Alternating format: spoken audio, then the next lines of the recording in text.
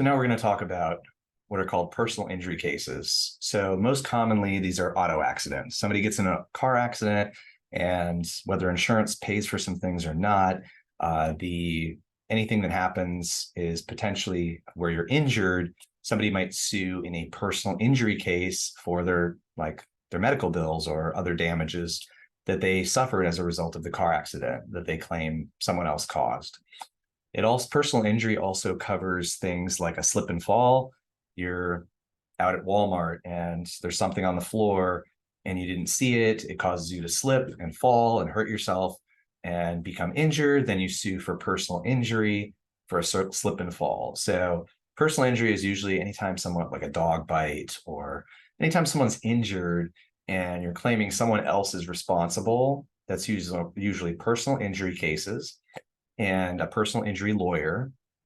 Usually you can see these pretty easily because they advertise a lot. Were you injured in a car accident? Did you get hit by a truck? Did you get hit by a motorcycle? Did you get bit by a dog? You'll see them in advertising all over. And almost every personal injury attorney does it on a contingency basis, meaning you don't pay anything out of pocket, and they only win it, or they only recover money and get paid if they win and recover something. And it can be, usually it's in about a third, 30% to 40% range. Sometimes each state may have a limit on how much you can charge. It really varies depending on where the case is. But on average throughout the US, I would say 30 to 40% is the normal contingency fee that people pay to an attorney if they win and recover. And that's after they've deducted all costs. So if they had to hire experts, pay filing fees, a lot of times they deduct that. Let's say they win you $1 million, but it cost them $200,000. They deduct that, most of them, until it's $800,000 is the actual amount. Then they split it up into, you get 60%, they get 40%. Kind of varies depending on the type of case, but that's pretty common. So that's a personal injury case. Now, can you do this yourself? I guess you could. If you're injured in a car accident, for example, I am an attorney, I'm a practicing attorney. I was injured in a car accident. I did represent myself, but I also kind of had a general idea of the procedure and didn't end up really having to do much in actual court. So if you're able to negotiate something before having to go to court and spending a lot of time in court, then it might be okay to do it yourself.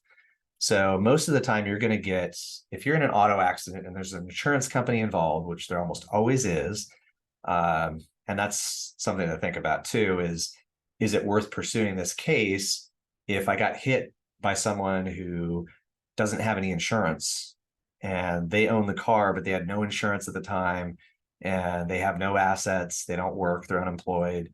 Might not be worth pursuing, because even if you win $100,000, there's no one to collect it from. So you want to make sure there's insurance or some kind of asset to go after. And then as long as there is, and 9 times out of 10, there's some kind of insurance.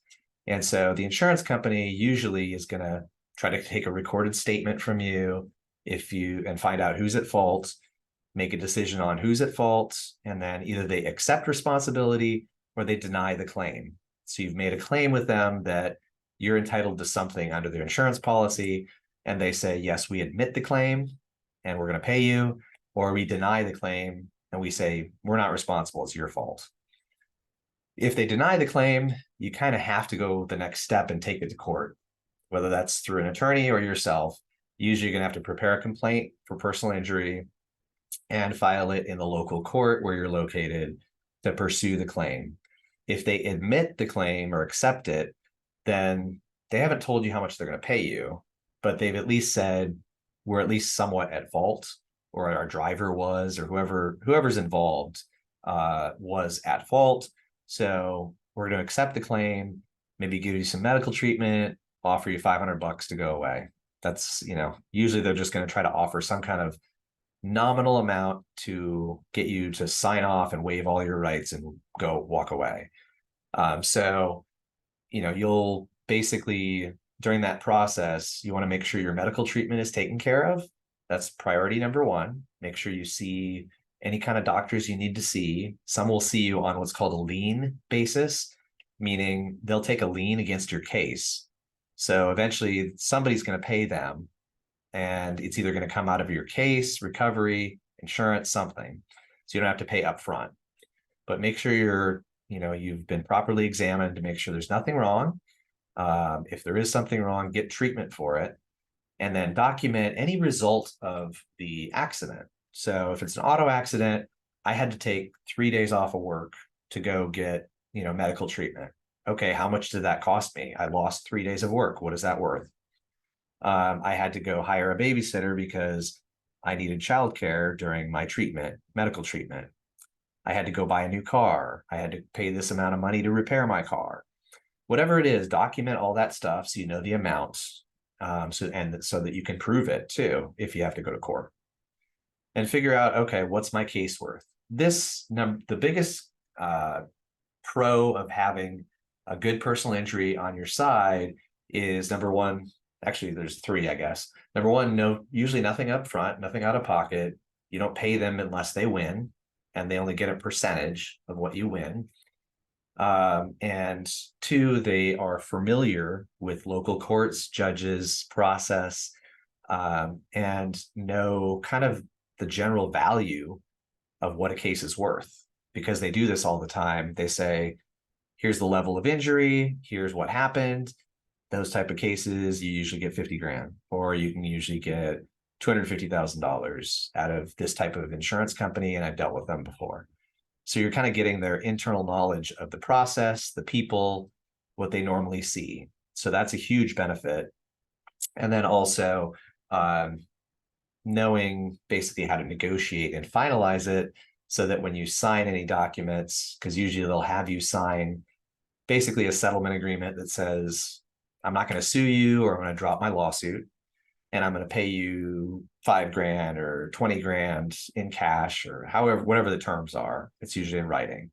So the attorney can help draft that to make sure you're protected. So those are kind of the benefits of it, and it doesn't really cost you anything up front. So it's usually, in my opinion, better to go to a personal injury attorney on those kind of cases. However, you can at least start the process yourself.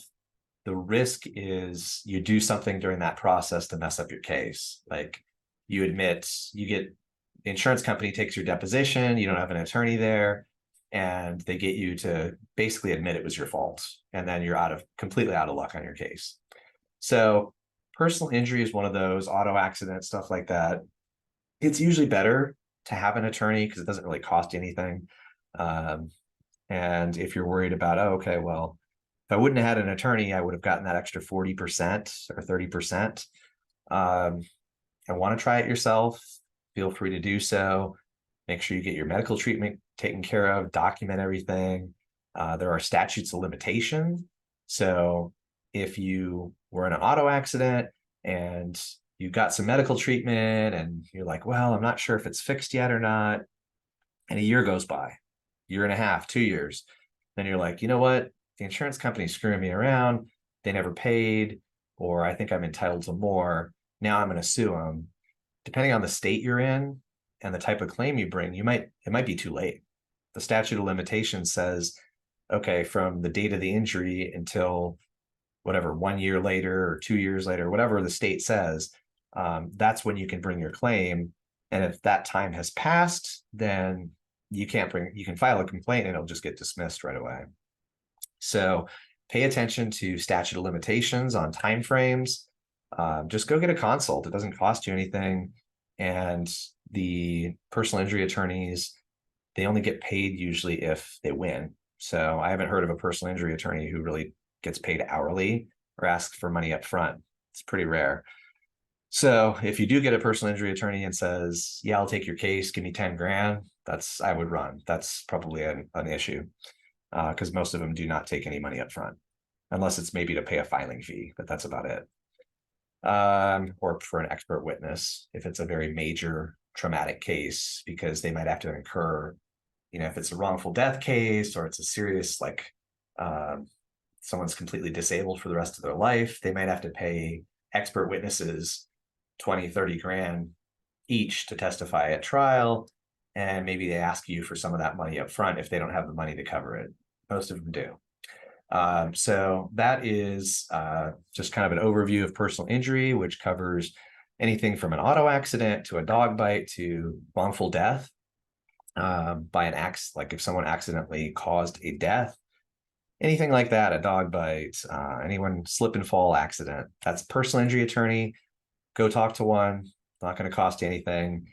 And if you decide to do it yourself, watch out for the statute of limitations. Make sure you document everything and make sure you get all of your medical treatment taken care of in the process.